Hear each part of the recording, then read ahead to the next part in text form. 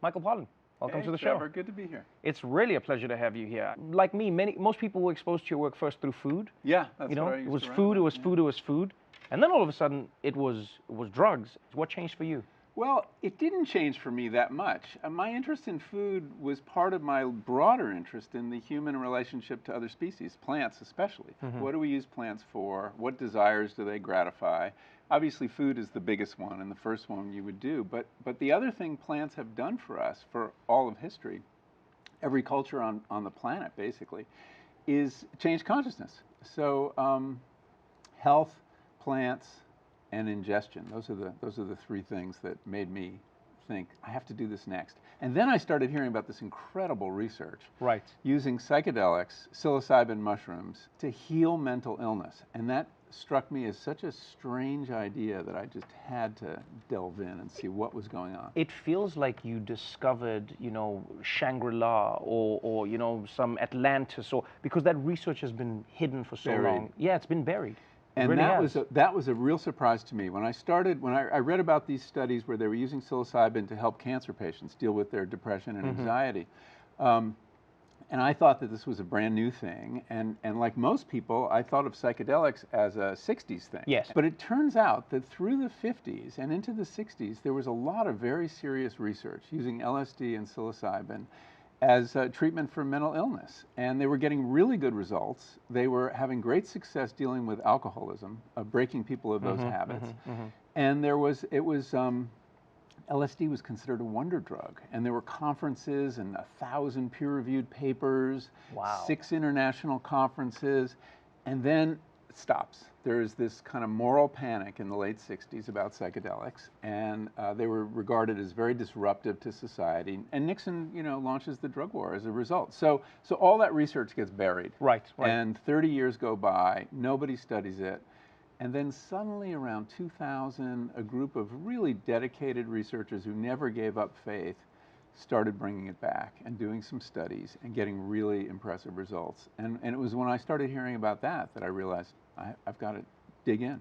Do you think that drugs that I would term as, and I mean you probably know the professional classifications for them, but drugs that have been really created in a lab, do you think like those drugs, things like fentanyl, things like cocaine, etc., do you think that they have sort of tarnished the conversation and the imagery of psychedelics? I don't think we can say in general that if it comes from a plant, it's definitely better. I mean, there are some pretty toxic plants, but it's very important to make distinctions and take each drug on its own. We have this category, illicit drugs.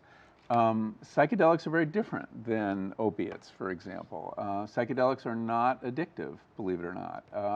They're not habit forming. There's no lethal dose. But they for break your psilocybin. habits to other things. And that seems like counterintuitive to a lot of people, that you can use a drug to deal with an addiction.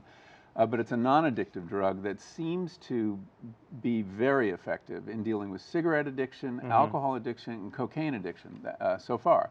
And that's very exciting because we have very few ways to treat these things. I loved how in this book, everyone loved the How to Change Your Mind. That was, for many people, their first foray into the world of psychedelics. This is your mind on plants. I didn't know what to expect, but I loved how it was the classic Michael Pollan of, really being your guinea pig. You were your own test subject. I am my own guinea pig. Which I love. I genuinely enjoy.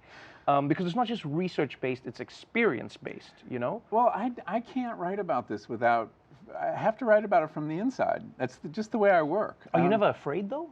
I was terrified. I hadn't used this, I don't think I hadn't used a psychedelic till I was 59. I came very late. I'm a late bloomer. And so every night I had a series of guided and not guided experiences. I went through the whole menu of psychedelics for you, dear reader. And the night before every one of these days, I was up all night. I was a wreck. Yeah, I can only imagine. Because I don't know about you, but I was taught my whole life, you take one of these things and it's over for you, Trevor. You're out in the streets, you're like robbing, breaking car stereos. Yeah, you're jumping off buildings because you think it's a pool. That's all I thought. I was like, you're dying. I also ingested all those crazy ideas. I mean, there are risks. It's important to stress, but yeah, there's a lot of urban legends about what psychedelics will do to you. Right. And so I was nervous, and also, the self, going into yourself to see who you are, that's a scary place to go. It's terrifying. And I didn't know what I discovered. What was the thing that you learned about Michael Pollan that you almost unlearned about yourself because of psychedelics? Yeah, it's a good question. Well, I had one experience, a guided psilocybin trip at a very high dose, where I experienced the complete dissolution of my ego. So that was a valuable teaching for me, and very surprising, and that the experience felt so good, because when you lose your ego, when the walls come down, there's nothing separating you from the world, right. and you merge with it. And there is good evidence that a single psilocybin trip, if you do have this ego dissolution experience, will leave you more open than you were before. And God knows we need more of that. Looking at the world going forward, your work has shifted many people's perspectives. So what do you see changing in America? Do you see a change happening in America? And what would you hope that change would be, considering lawmakers, the money that they get from drug companies? Because this doesn't seem good for drug companies, I'll say from my personal perspective. Oh, you're absolutely right. I mean, you're only going to sell 1 or 2 pills over the course of someone's lifetime. You don't need to do this every day. You can't do this every day. Right. Whereas the model for the pharmaceutical industry is, here's a drug you take every day for the rest of your life that doesn't cure you. It merely helps with the symptoms. Here, we're administering an experience that actually changes you and cures you when it works, and it works in about 2/3 of the time. So it's a totally different model.